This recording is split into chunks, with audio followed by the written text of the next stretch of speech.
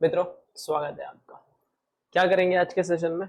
तो आज के सेशन में हम लोग स्टार्ट करेंगे अब प्रैक्टिकल प्रॉब्लम्स। तो कॉस्ट ऑफ कैपिटल हम लोग का चैप्टर जो चल रहा था, तो उसके अंदर हम लोग ने क्या क्या निकालना सीख लिया अब तक हम लोग ने cost of debenture, preference shares, उसके बाद cost of equity, cost of retained earning, WACC, marginal cost of capital क्या होता है, ये सारी चीजें जो भी कंसेप्ट होते थे वो पढ़ लिए। उसके रिगार्डिंग जो भी क्वेश्चन होते थे वो देख लिए, इलस्ट्रेशंस देख लिए। फिर मैंने एमसीक्यू भी करा दिया, ये वाले जो एमसीक्यू थे, ये वाले एमसीक्यू। उसके बाद अब हम लोग स्टार्ट करेंगे ये प्रैक्टिकल क्वेश्चन सॉल्व करना। तो आप लोग भी मटेरियल ओपन कर लो, calculator, pen, pencil, everything should be at your desk and start करते हैं वन बाय वन ये सारे क्वेश्चन सॉल्व करेंगे। इस क्वेश्चन को देखते हैं कैसे सॉल्व करते हैं। चलो, तो मैं स्टार्ट करता हूँ क्वेश्चन नंबर 1 से। रीड करेंगे और फिर सॉल्व करेंगे। एक बार मैं रीड करके सॉल्व करता हूँ, फिर लगे हाथ आप भी सॉल्व कर लेना। कैसा होगा, इससे कैसा चलते रहेगा, मैं यहाँ पे सॉल्व कर रहा हूँ, आप भी सॉल्व करो, आपकी भी एक नोटिंग बनती जाएगी, सॉल्यूशन बुक बनती जाएगी एंड आपको भी मेरे साथ सॉल्व करना है। और ये सारे के सारे क्वेश्चन आपको करना। अगर आपको लग रहा है कहीं पे चीजें रुक के देखनी है कि पहले देख लेते हैं सर कैसे सॉल्व कर रहे हैं, तो पहले देख लेना मैं कैसे सॉल्व कर रहा हूँ, उसके बाद आप सॉल्व करना, ठीक है। चलो, तो क्वेश्चन नंबर 1 से हम लोग स्टार्ट करते हैं एंड आई होप आप सब लोग ठीक हो, मैं भी मस्त हूँ। सॉल्यूशन, चलो क्वेश्चन नंबर 1 का सॉल्यूशन पढ़ते हैं। क्वेश्चन देखो क्या लिखा है, स्टार्ट करूं, ठीक है। देखो, Gamma limited has 5 lakh rupees one ordinary share whose current ex dividend market price is rupees 1.50 per share. तो एक गामा लिमिटेड है जिसके पास 5 lakh it is nothing but ये आपका क्या है पता है, ये आपका नंबर ऑफ इक्विटी शेयर है। सो 5 lakh number of equity share है गामा लिमिटेड के पास, जिसकी फेस वैल्यू रुपीज 1 है और जिसका current ex dividend market price है। ये एक्स डिविडेंड मार्केट प्राइस लेनी होती है, मार्केट प्राइस यानी मार्केट में जो इक्विटी की मार्केट प्राइस इक्विटी की चल रही है वो है रुपीज 1.50 पर शेयर, ठीक है, विच इज एक्स डिविडेंड। हमें एक्स डिविडेंड ही चाहिए होता है। उसके बाद बोला था company has just paid a dividend of rupees 27 पैसे पर शेयर। याद रखना यहाँ पे 27 पैसे लिखे, 27 पैसे मतलब अगर इसको रुपीज में लिखना है तो ये 0.27 हो जाएगा, ठीक है। And dividend are expected to continue at this level for some time. और बोल रहे जो भी डिविडेंड मिल रहा है, डिविडेंड हमें कितना मिल रहा है, रुपीज 27 पैसे, और ये इन फ्यूचर भी 27 पैसे ही मिलने वाला है। If the company has no debt capital, अगर कंपनी के पास कोई भी डेट कैपिटल नहीं है देन आपको कंप्यूट करना है WACC। अरे सिंपल सोचना है आपको। चलो, गिवन इन्फॉर्मेशन मैं आपके लिए लिख लेता हूँ, जो भी गिवन इन्फॉर्मेशन है वो मैं लिख लेता हूँ। 5 लाख इक्विटी शेयर है जिसकी फेस वैल्यू है रुपीज 1, ठीक है। जो डिविडेंड है, द डिविडेंड अमाउंट, जो भी डिविडेंड है, ये आपका डिविडेंड कितना है, रुपीज 27 पैसे, ठीक है।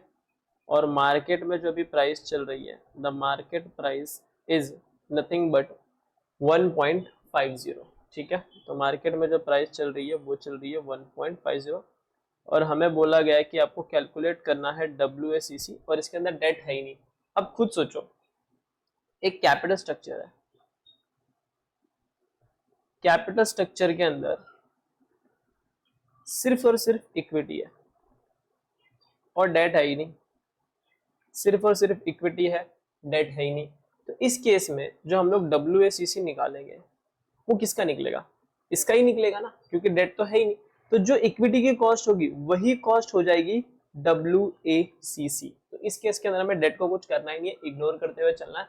हमें सिर्फ कॉस्ट ऑफ इक्विटी निकालनी है और ये जो कॉस्ट ऑफ इक्विटी आएगी यही आपका WACC हो जाएगा, ठीक है। तो डायरेक्ट क्वेश्चन को सॉल्व करेंगे और सीधा निकालेंगे कॉस्ट ऑफ इक्विटी। तो यहाँ पे जो भी इंफॉर्मेशन दी हुई है उसके हिसाब से कॉस्ट ऑफ इक्विटी आपका निकलेगा D1/P0। D1 है रुपीज 27.27 एंड 1.50, इसको फर्दर सॉल्व करेंगे, रुपीज 27 डिवाइड बाय 1.5, तो आपका आंसर आएगा 0.18। ये क्या है, डेसिमल में, और 18%। तो जो 18% आया it is nothing but your WACC। So your WACC is nothing but 18%, और आपको यहाँ पे लिख देना है since there is no debt hence only equity capital is there, so WACC is 18%। ठीक है, ये आपका हो गया क्वेश्चन नंबर 1 सॉल्व। सर ये किस टाइप ऑफ क्वेश्चन में आ सकता है? ये आपको एमसीक्यू में आ सकता है। बड़े टाइप ऑफ क्वेश्चन में ये नहीं देंगे आपका टाइम वेस्ट करने के लिए, मोस्ट प्रोबेबली एमसीक्यू में ये टाइप ऑफ क्वेश्चन आ सकता है आपको घुमाने के लिए। आपको क्या बोल दिया, WACC निकालना बोल दिया, और आप सोचोगे अरे यार डेट का तो कुछ दिया ही नहीं है, क्या करें क्या करें। तो सिंपल है, जब नहीं दिया तो जो कॉस्ट दिया उसी को आपको कंसीडर करना है। ठीक है, तो वीडियो पॉज करके ये लिख लो। चलो लिखो लिखो मस्त में, क्वेश्चन नंबर 1 हो जाए लिख के। डन, लिख लिया। चलो अब हम बढ़ेंगे क्वेश्चन नंबर 2 की तरफ। क्वेश्चन नंबर 2 की तरफ बढ़ने से पहले देयर इज सर्टन नोटिंग देख लेते हैं एक बार। देखो, इफ डिबेंचर इज रिडीमेबल, अगर आपका कोई भी डिबेंचर है वो रिडीमेबल है और कन्वर्टिबल है। रिडीमेबल डिबेंचर मतलब एक टाइम बाद वो रिडीम होने वाला है, और कन्वर्टिबल मतलब एक टाइम के बाद उसके बदले में इक्विटी शेयर मिलेगा। But only coupon rate and tax rate is given, then calculate KD is equal to coupon rate bracket में 1 माइनस टी इन डेसिमल। ये जो टी है इसका वैल्यू डेसिमल में। इसका मतलब ये क्या कहना चाह रहा है, ये लाइन ये कहना चाह रहा है कि अगर आप किसी का कॉस्ट ऑफ केडी निकाल रहे हो, क्या निकाल रहे हो, कॉस्ट ऑफ डिबेंचर निकाल रहे हो। ठीक है, जब आप कॉस्ट ऑफ डिबेंचर निकाल रहे हो तो एक आपको रिडीमेबल डिबेंचर दिया है और दूसरा आपको कन्वर्टेबल डिबेंचर दिया। अब हम लोगों ने ना जब कॉस्ट ऑफ डिबेंचर जब हम पढ़ रहे थे तो वहां पे मैंने रिडीमेबल अगर डिबेंचर होगा तो कैसे कॉस्ट निकालते हैं, कन्वर्टेबल डिबेंचर होगा तो कैसे कॉस्ट निकालते हैं, उसके बारे में हम लोग ने पूरा स्टेप्स देखे थे। रिडीमेबल के अंदर दो, एक अप्रोक्सीमेशन मेथड यूज होता था, फिर एक YTM मेथड यूज होता था। ठीक है, कन्वर्टेबल के अंदर क्या होता था कि हम लोग कन्वर्ट कर देते थे, नंबर ऑफ इक्विटी शेयर का पोर्शन कितना आएगा, वो सारी चीजें मैंने स्टेप्स मस्त अच्छे से लिखाई थी। बट यहाँ पे ये बोल रहा है कि क्वेश्चन के अंदर ये रिडीमेबल और कन्वर्टेबल डिबेंचर तो है, बट इसके बारे में कुछ इन्फॉर्मेशन नहीं दिया कि कितने पे रिडीम होगा, कितने नंबर ऑफ इक्विटी शेयर होंगे। इन्फॉर्मेशन सिर्फ इतना ही दिया है कि जो रिडीमेबल डिबेंचर है उसका कूपन रेट 10% है, जो कन्वर्टेबल डिबेंचर है उसका कूपन रेट 12% है। ठीक है, और साथ में टैक्स रेट दे दी गई है, टैक्स रेट दे दी गई है इस 50%। ठीक है, अब आपको बोला जाएगा केडी निकालो, तो इस वाले केस में ना सिंपल केडी निकालना है। कैसे निकालना है, केडी इज इक्वल टू जो भी आपकी कूपन रेट है वो लिखना, 1 माइनस टैक्स रेट कर देना। यानी अगर मैं रिडीमेबल का निकालने जाऊं तो रिडीमेबल का निकलेगा 10 ब्रैकेट में 1 माइनस टैक्स रेट 50% है। इसको इन डेसिमल कन्वर्ट करेंगे तो कितना हो जाएगा 0.50। फर्दर सॉल्व करेंगे 10 1 माइनस 0.50 0.5, और इसको फर्दर सॉल्व करेंगे तो क्या हो जाएगा 5%। एक मिनट, हाँ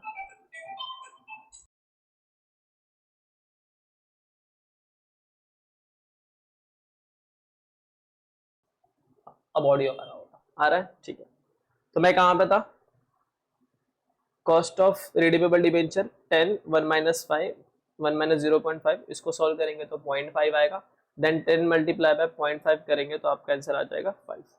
तो आपका यहाँ पे जो केडी निकल के आएगा that KD is nothing but 5% in case of redeemable. Same convertible में भी ऐसे ही होगा। कन्वर्टेबल के टाइम पे आप क्या करोगे, 12% लिखोगे, 1 माइनस 0.5, इसको सॉल्व करेंगे तो 12 ब्रैकेट में 0.5, फर्दर सॉल्व करेंगे तो 6%। इस तरह से आपको सीधा केडी निकाल देना है। अगर कुछ इन्फॉर्मेशन नहीं दी है, थोड़ी इन्फॉर्मेशन दिया है, जैसे कूपन रेट दिया है और सिर्फ टैक्स रेट दिया है, तो आपको उस टाइम पे केडी ये फॉर्मूला यूज करके निकालना है। ठीक है, ये फॉर्मूला यूज करके आपको केडी निकालना है, फाइंड आउट करना है। ठीक है, चलो दूसरा नोट पढ़ लेते हैं, उसके नीचे दूसरा क्या लिखा हुआ है। दूसरा बोला है जो WACC आप जब निकालते हो ना, उसके अंदर जो आप कॉस्ट लेते हो, cost is always after tax. हमेशा जो कॉस्ट होता है वो आफ्टर टैक्स लेना होता है। But in case of preference shares and equity share don't give effect of any tax rate. लेकिन जो प्रेफरेंस और इक्विटी शेयर होता है ना, उसकी कॉस्ट ऑलवेज आफ्टर टैक्स आती है। आपको उसके अंदर कोई टैक्स इफेक्ट नहीं देना है। भूल के भी क्या करना है, गलती से भी एग्जाम के अंदर ना प्रेफरेंस शेयर और इक्विटी शेयर के अंदर टैक्स का इफेक्ट मत देना, वो ऑलरेडी आफ्टर टैक्स ही होता है कॉस्ट। लेकिन अगर डिबेंचर दिया है तो उसमें हमेशा आपको टैक्स का इफेक्ट देना है। ठीक है, अब हम करते हैं क्वेश्चन नंबर 2, तब आपको अच्छे से हो जाएगा। चलो क्वेश्चन नंबर 2 देखते हैं। ऑडियो डन, ठीक है, एवरीथिंग इज क्लियर। चलो क्वेश्चन नंबर 2 देखते हैं। The following details are provided by GPS limited. किसने दिया ये डिटेल्स को? GPS limited. क्वेश्चन देख लेते क्या क्या है। Rupees equity share capital is 65 lakh, ठीक है। 12% preference share capital 12 lakh, 15% redeemable debenture 20 lakh and 10% convertible debenture 8 lakh. तो देखो ये 15% रिडीमेबल डिबेंचर है और ये 10% कन्वर्टेबल डिबेंचर है, ठीक है। आगे क्या लिखा है? The cost of equity capital for the company is 16.30। तो हम लोग को के ही तो मिल गया and the income tax rate for the company is 30% और हम लोग को टैक्स रेट भी मिल गया। फिर टैक्स रेट कितना है इस क्वेश्चन के अंदर? 30%। अब डायरेक्ट क्वेश्चन ने बोला you are required to calculate the weighted average cost of capital of the company. Sir निकाल दो लेंगे, हमें के ही मिल गया, केपी कहाँ है? कॉस्ट ऑफ प्रेफरेंशियल के इधर। तो ये देखो ये रहा, ये जो कूपन रेट लिखा है ना यही डायरेक्ट है, this is right directly given. तो अगर क्वेश्चन में कुछ भी इंफॉर्मेशन नहीं दिया है कि प्रेफरेंस शेयर्स का डिविडेंड इतना मिलने वाला है, प्राइस इतना है, तो जो भी ये कॉस्ट होती है ना डायरेक्टली उसके सामने जो लिखी हुई होती है वो कूपन रेट ही उसका कॉस्ट हम अज्यूम करते हैं। तो यहाँ पे ये हो जाएगा KP that is cost of preference share. And sir KD के केस में देखो यहाँ पे ना दो डिबेंचर है, एक रिडीमेबल डिबेंचर है और एक कन्वर्टेबल डिबेंचर है और यहाँ पे टैक्स रेट भी दिया है। तो इस केस में हमें क्या करना पड़ेगा? आफ्टर टैक्स केडी निकालना पड़ेगा। तो हम लोग क्या करेंगे, इसको सॉल्व करते हैं, सारी चीजें लिख लेते हैं। चलो इलस्ट्रेशन नंबर क्वेश्चन नंबर 2 देखो। क्वेश्चन नंबर 2 केई कितना दिया है क्वेश्चन के अंदर? 16.30%। ओके, और अगर इसको हम लोग डेसिमल में करेंगे तो 1630 हो जाएगा। फिर केपी क्वेश्चन में दिया है 12%, तो यहाँ पे आएगा 12% और 0.120। फिर केडी, अब केडी के केस में दो है, एक नहीं है दो है, तो दो केडी निकालेंगे यहाँ पे। एक आपका जो केडी आएगा वो आएगा रिडीमेबल, दूसरा कन्वर्टेबल। तो एक है 10%, 15 एंड 10%, ठीक है। तो एक है आपका, एक है क्या? 15% रिडीमेबल डिबेंचर, ठीक है। एक है आपका 15% रिडीमेबल डिबेंचर और दूसरा है 10% कन्वर्टेबल डिबेंचर, ठीक है। दूसरा क्या है? 10% कन्वर्टेबल डिबेंचर। अब केडी निकालते हैं, एकदम सिंपल।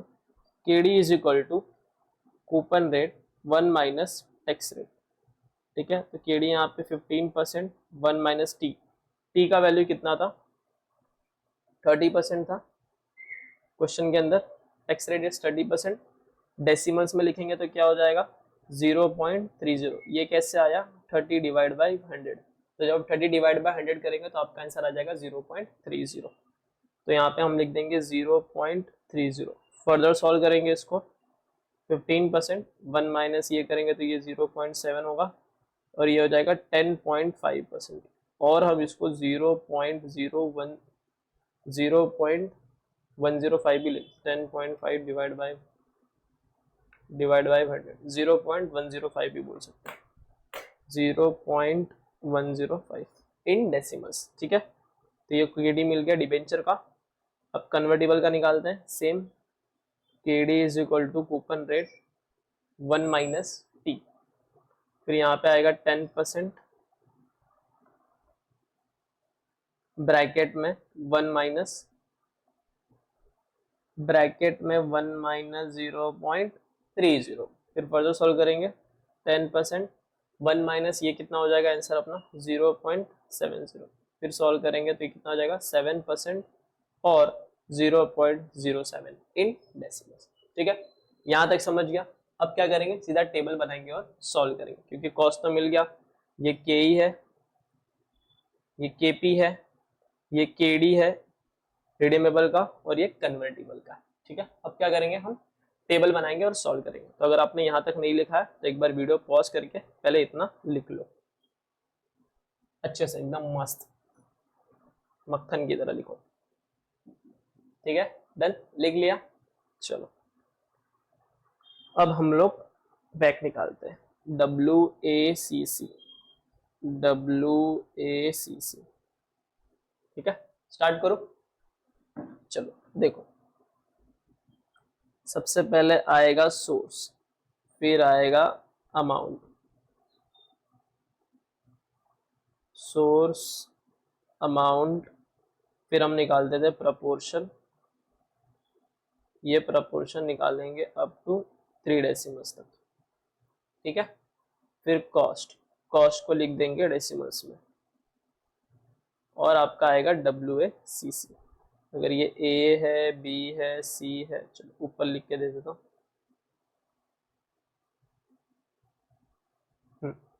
अगर ये A है, ये B है, C है, D है, E है, तो ये क्या हो जाएगा C मल्टीप्लाई बाय D, ठीक है। अब मैं क्या करूंगा, सोर्स ऑफ कैपिटल लिखूंगा, उसके अमाउंट्स लिखूंगा, फिर वेट्स निकालेंगे, कॉस्ट लिखेंगे और उसको मल्टीप्लाई करके आंसर ला देंगे। तो देखो, सोर्स मेरा पहला क्या है, इक्विटी, देन क्या है preference 12%, then 15% redeemable debenture, and then 10% convertible debenture. Okay,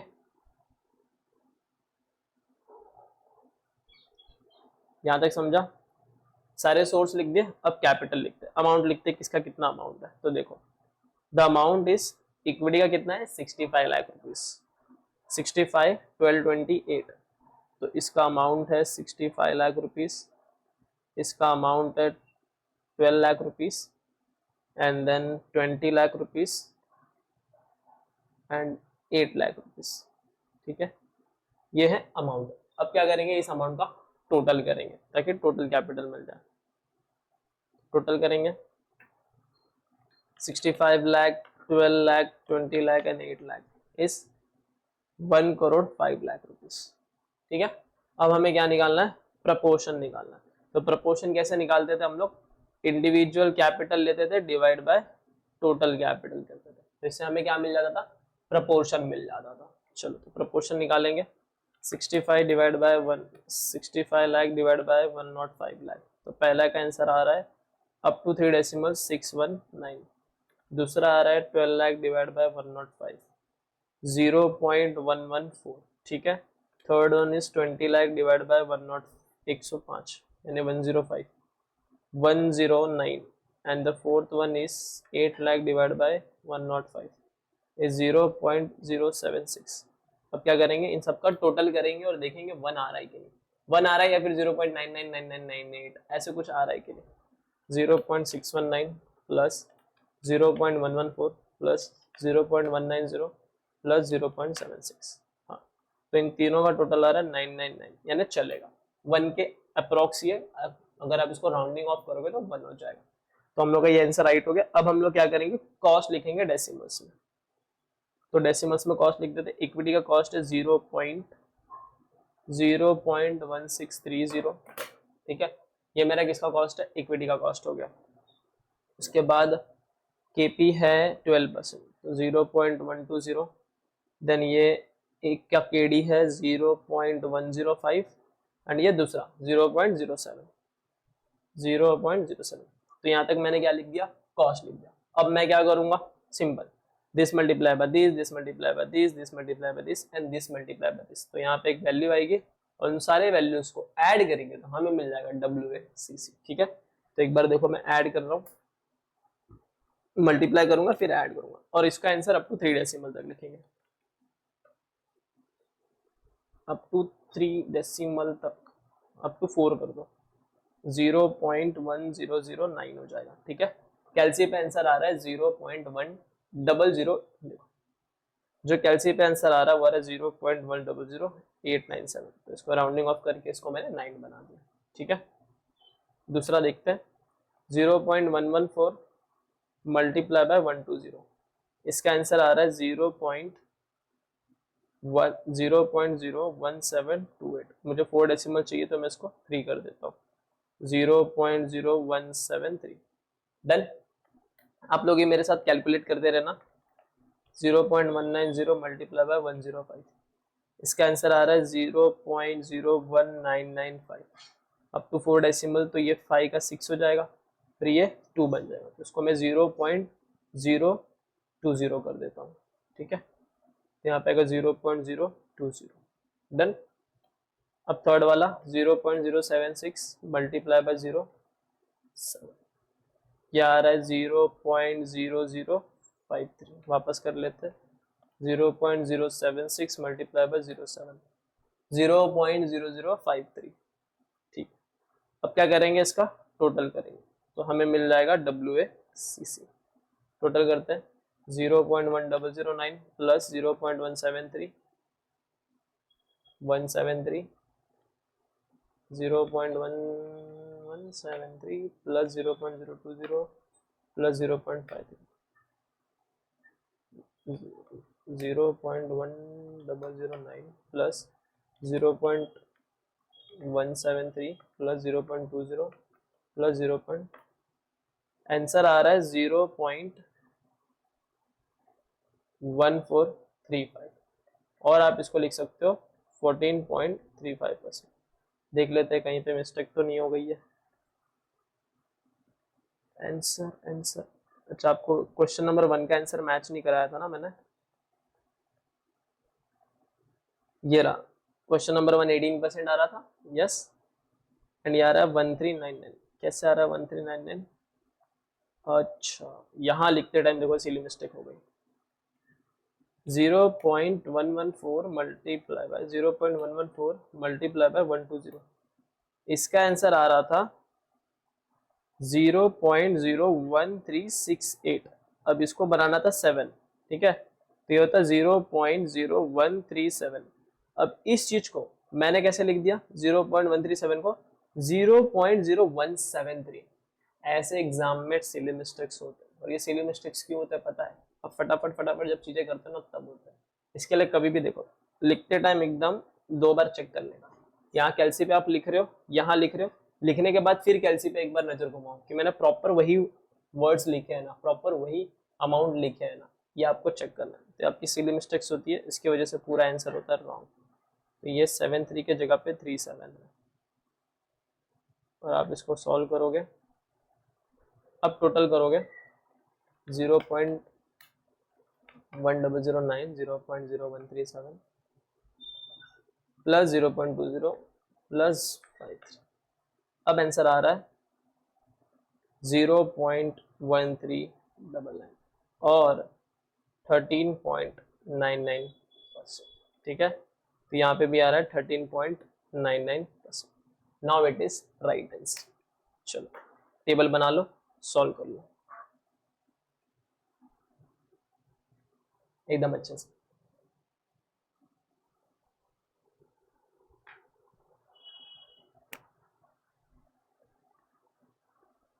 done, question number 2 done.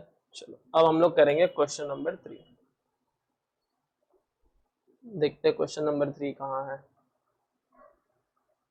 Question number 3 पे जाने से पहले नोटिंग देख लेते कुछ है तो। यस, चलो देखो ध्यान दो।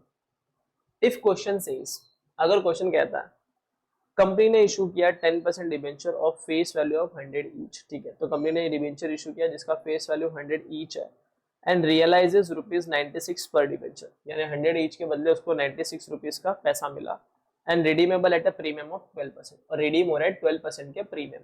उस केस में फेस वैल्यू सारी इन्फॉर्मेशन का भी, तो उस केस में जो फेस वैल्यू होगा वो 100 होगा। नेट प्रोसीड का मतलब होता है रियलाइज वैल्यू, जब मैंने डिवेंचर इशू किया तो मुझे कितना पैसा आया, तो वो होता है 96, उसी को मैं बोलूंगा net proceed. And redeemable value कैसे निकलेगी, देखो रिडीम किस पे हो रहा है, प्रीमियम में, तो फेस वैल्यू देंगे प्लस प्रीमियम का अमाउंट भी देंगे, दोनों साथ में देंगे, तो face value plus premium amount, face value is ₹100 plus 12% of 100, तो 12% ऑफ 100 निकालोगे तो आएगा 12 रुपीज, एंड 100 इज 100, 100 प्लस 12 कितना हो जाएगा 112, तो रिडीमेबल वैल्यू कितनी आ जाएगी ₹112। समझा ये चीज? चलो नाइस। अब हम लोग क्वेश्चन नंबर 3 सॉल्व करते हैं।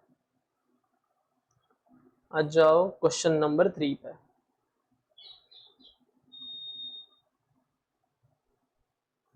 क्वेश्चन नंबर 3, क्वेश्चन पढ़ते हैं फिर सॉल्व करेंगे, ठीक है।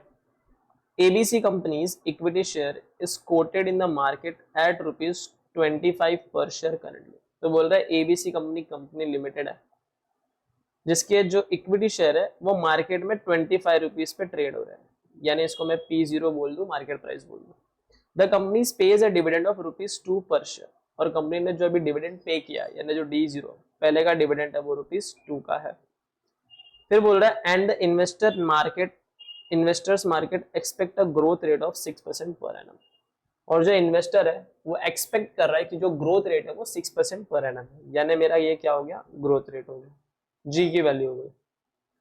और अगर इसी चीज को मैं डेसिमल्स में लिखूं तो ये हो जाएगा 0.06। कैसे आया सर 0.06?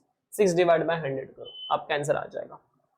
अब बोल रहा है you are required to calculate the company's cost of equity capital, और ये वाला हम लोग बाद में देखते हैं, पहले ये कर लेते हैं। हमें बोल रहा है you are required to calculate company cost of equity capital, equity capital का कॉस्ट बताओ। अब देखो यहाँ पे ग्रोथ रेट है, डिविडेंड है, प्राइस है, यानी यहाँ पे कौन सा मॉडल लगेगा, dividend growth model, Gordon's growth model करके जो पढ़ा था हम लोग ने वो लगेगा। तो चलो क्वेश्चन नंबर 3, जो गिवन है वो मैं लिख लेता हूँ।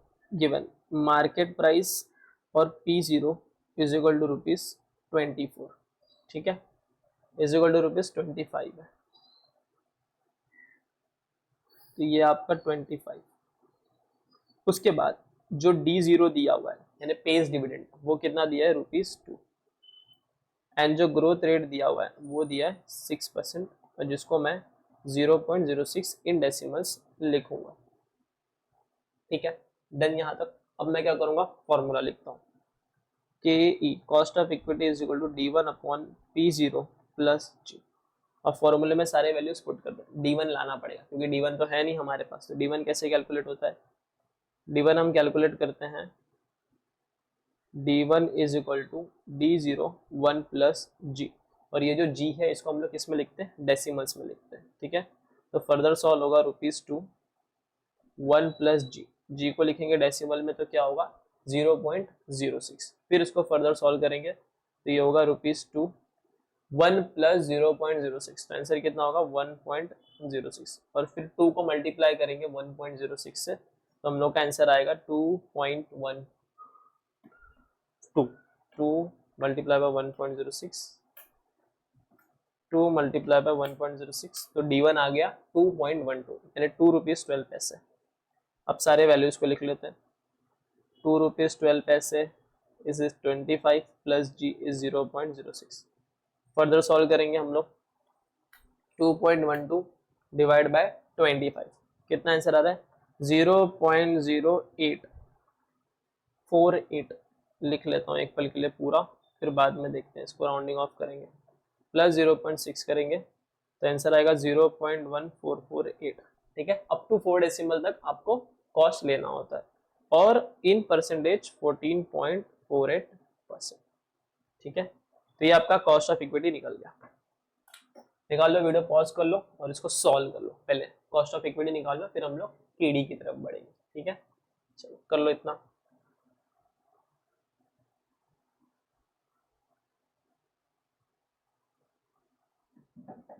डन, ठीक है।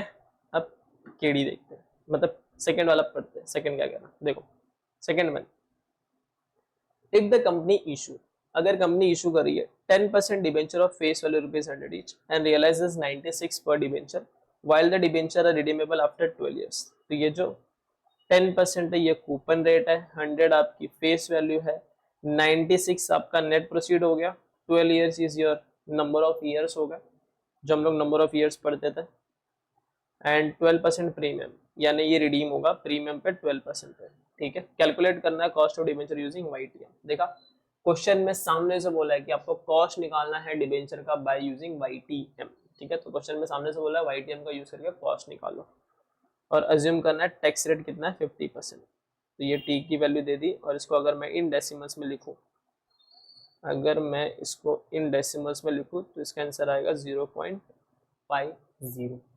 डन। अब क्या करते हैं, सॉल्व करते हैं। चलो YTM में कैसे सॉल्व कर देते हैं, पहले हम लोग इंफॉर्मेशन लिख लेता हूँ फिर सॉल्व करेंगे। चलो गिवन फेस वैल्यू इज ₹100, जो नेट प्रोसीड निकल के आया है वो आया है 96, जो N की वैल्यू वो है 12 इयर्स, जो रिडीमेबल वैल्यू है, रिडीमेबल वैल्यू कैसे आएगी हमारी 100 प्लस 12% ऑफ 100। फर्दर सॉल्व करेंगे 100 प्लस 12% ऑफ 100 इज 12, तो उसको फर्दर सॉल्व करेंगे तो 112 हो जाएगा, that is ₹112। It is a redeemable value.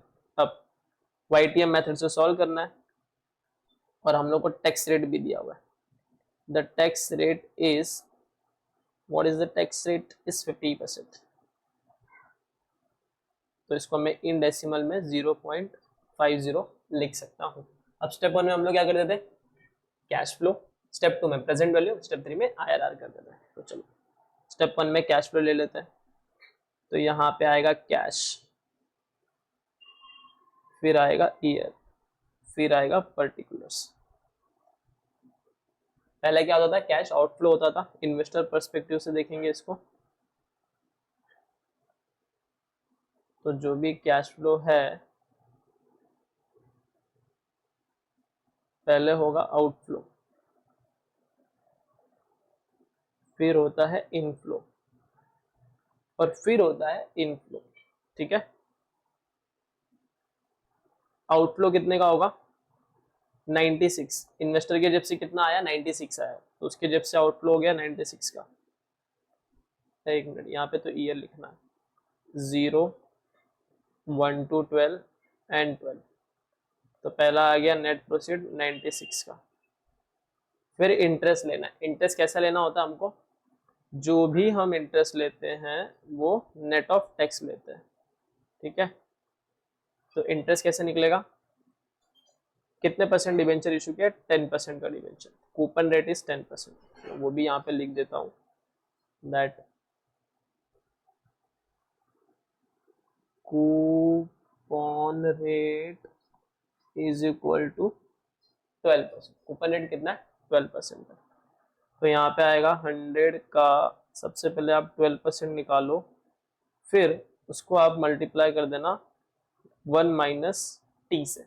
ठीक है, कूपन रेट 10% है, 12% नहीं है। डन।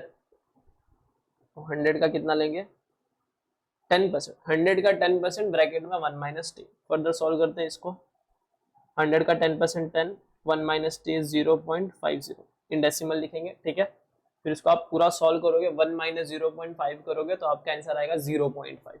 0.5 को 10 से मल्टीप्लाई करोगे तो आंसर आ जाएगा ₹5। तो ₹5 का आपका 1 से लेकर 12 तक आपका इनफ्लो होने वाला है। एंड लास्ट में आपका आएगा redeemable value, and that redeemable value is nothing but ₹112, जो हम लोग ने यहाँ पे निकाल दिया। ठीक है, अब उसके बाद क्या करेंगे, स्टेप नंबर 2। स्टेप 2 में निकालेंगे हम लोग present value by using 2 discounting factor. Done.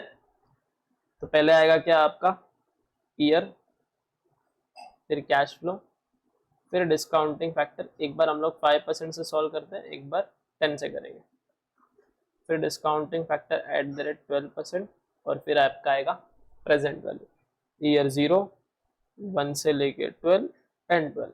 Cash flow क्या है, यहाँ पे 96 का आउटफ्लो है, फिर ₹5 का इनफ्लो और ₹112 का इनफ्लो। ठीक है, अब डिस्काउंटिंग फैक्टर निकाल लेते हैं।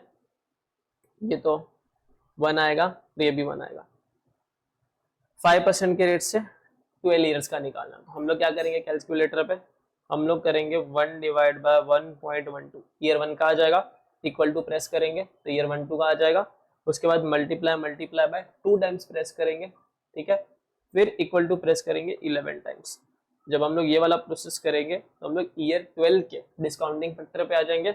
वो ईयर 12 का डिस्काउंटिंग फैक्टर पहले ईयर 12 में लिखेंगे, फिर जीटी का बटन प्रेस करेंगे तो हमें ओवरऑल यहाँ पे अमाउंट मिल जाएगा, फैक्टर मिल जाएगा।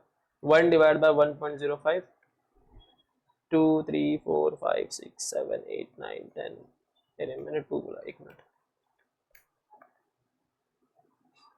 1 2 3 4 5 6 7 8 9 10 11। मेरा आंसर आ रहा है 12th ईयर का फैक्टर 5, इसको अप टू 3 डेसिमल तक लेना है, तो 557 हो जाएगा। जीटी प्रेस करेंगे 8.5 863 हो रहा है, 8.863। ठीक है, एक बार और करके देख लेना, जब भी डिस्काउंटिंग फैक्टर यूज करो, जब भी आप प्रेजेंट वैल्यू निकालो, दो बार आपको चीजें कर लेनी है। 1 डिवाइड बाय 1.05, 1 2 3 4 5 6 7 8 9 10 11, 5 5 7 एंड 8.863। लगे हाथ में 12% का भी कर लेता हूँ। एक minute, discounting factor not at the rate 12%, at the rate 10%, एक 5%, एक 10%। 2 3 4 5 6 7 8 9 10 11, इसका आंसर आ रहा है मेरा 0.317 GT, 6.814। ठीक है, खुद भी करके देख लेना एक बार।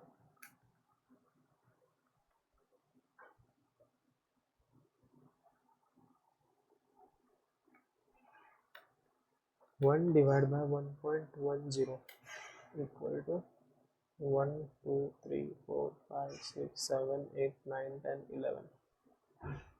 ये 3186 है, तो ये हो जाएगा 319 एंड GT 6.814। ठीक, अब क्या करेंगे, इसको इससे मल्टीप्लाई करेंगे, यहाँ पे प्रेजेंट वैल्यू आएगा, फिर इसको इससे मल्टीप्लाई करेंगे, यहाँ पे प्रेजेंट वैल्यू आएगा। तो चलो ला देते हैं। पहला तो प्रेजेंट वैल्यू माइनस में ही आएगा 96, फिर 5 मल्टीप्लाई बाय 8.863, तो ये आपका हो जाएगा 44.315। उसके बाद 112 मल्टीप्लाई बाय 0.557, ये हो जाएगा 62.384। ठीक है, पूरा फर्दर सॉल्व करेंगे इसको। 96 प्लस माइनस में लिख के कैलसी पे, ये आपका आंसर आ रहा है प्लस 10.699। फिर इसको भी सॉल्व करेंगे।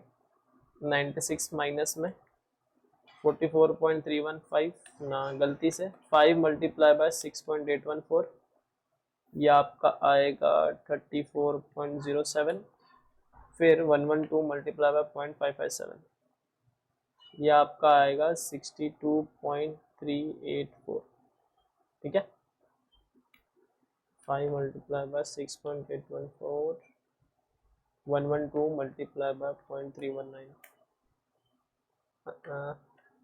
112 मल्टीप्लाई बाय 0.319, देखा ये अलग आया 35.728। सॉल्व करते हैं।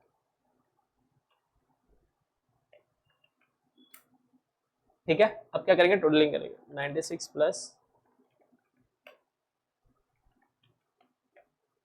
ये आपका आ रहा होगा माइनस 26.202 आ रहा है। ठीक है, डन। एक बार वापस प्लस माइनस कर लेना।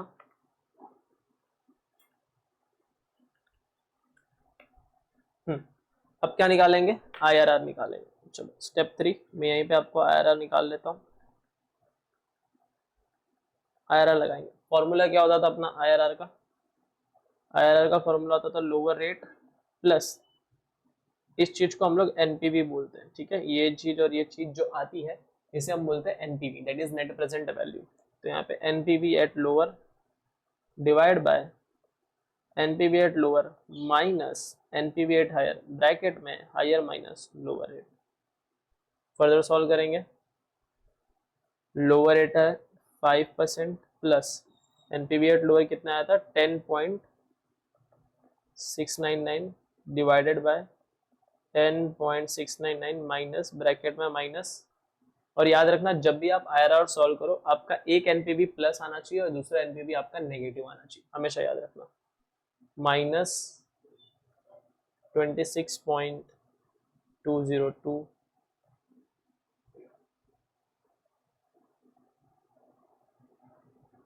10 माइनस 5।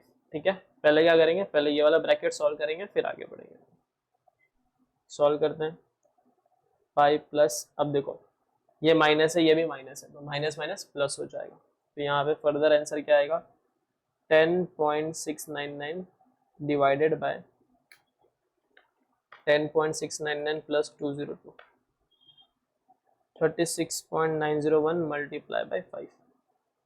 पहले इसको सॉल्व करेंगे, फिर आगे बढ़ेंगे। 5 plus 10.699 divide by 36.901 multiply by 5, answer आ रहा है 1.1444 ऐसे जा रहा है। तो मैंने इसको राउंडिंग ऑफ करके 1.45 अप टू 2 डेसिमल तक लेता हूँ, तो ये हो जाएगा 6.45%। और अगर आपको इन डेसिमल लिखना है तो 0.0645 हो जाएगा, 6.45 डिवाइड बाय 100। यस, तो ये आपका हो गया KD, that is cost of debenture. एक बार आंसर देख लेते हैं, फिर आप लोग लिख लेना। थर्ड वन,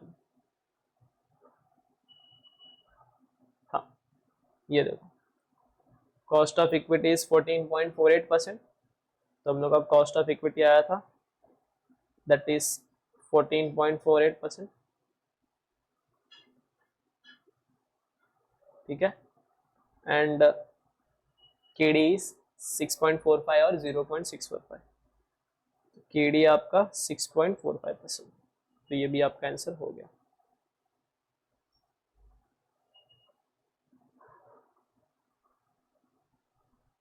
डन, चलो एक बार इसका देख लो, आपने ये तो लिख लिया था, ये वाला देख लो केडी का,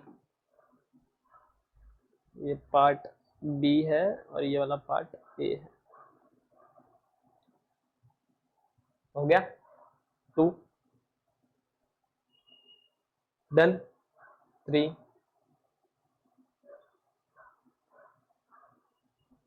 ठीक है। तो मैंने क्वेश्चन नंबर 3 भी करा दिया आपका।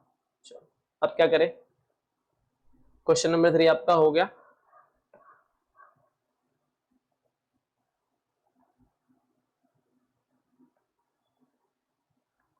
ठीक है, अब नेक्स्ट सेशन के अंदर क्वेश्चन नंबर 4 सॉल्व करेंगे और देखेंगे कैसे होता है। तो आई होप आपको ये क्वेश्चन नंबर 1, 2, 3 इस वाले सेशन में समझ में आया हो। एंड आपको अगर समझ में आया हो, अगर आपने मेरे साथ सॉल्व किया है ये question number 1, 2 and 3, then please hit the like button. ठीक है, लाइक करके मुझे बता देना कि हाँ सर मैंने भी आपके साथ सॉल्व किए और मेरे अब सॉल्व हो चुके ये क्वेश्चन, तो मुझे अच्छा लगेगा, मुझे पता चलेगा चलो ठीक है आपने भी सॉल्व कर लिया है मेरे साथ। तो that's it for the day, signing off C Krishna Gupta, और मिलते हैं अपने अगले वीडियो में। तब तक के लिए टेक केयर एंड पिक्चर अभी।